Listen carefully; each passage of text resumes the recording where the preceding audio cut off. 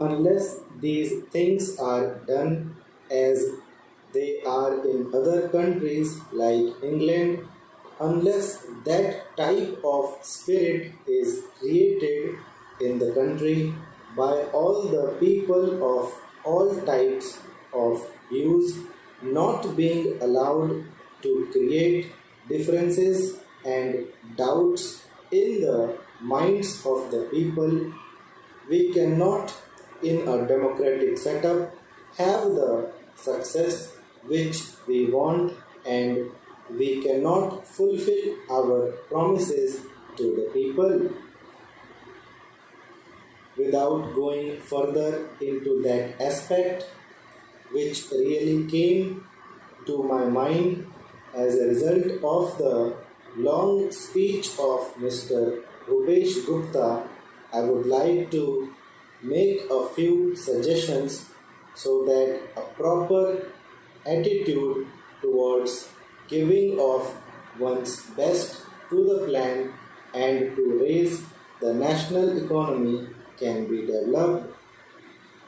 I would like to make three or four points.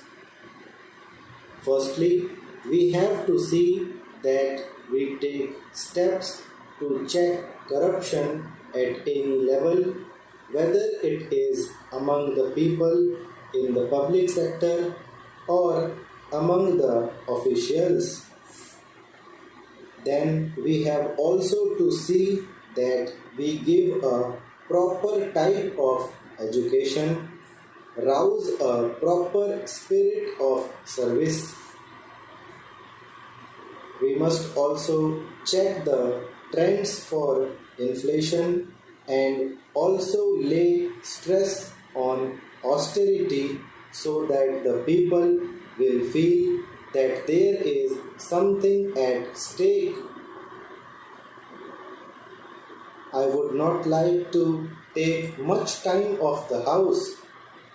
The main problem in our country is the growing population, and in spite of all the efforts that are made to raise the standard of living and raise production, etc., the results are not as easily perceptible as they should have been.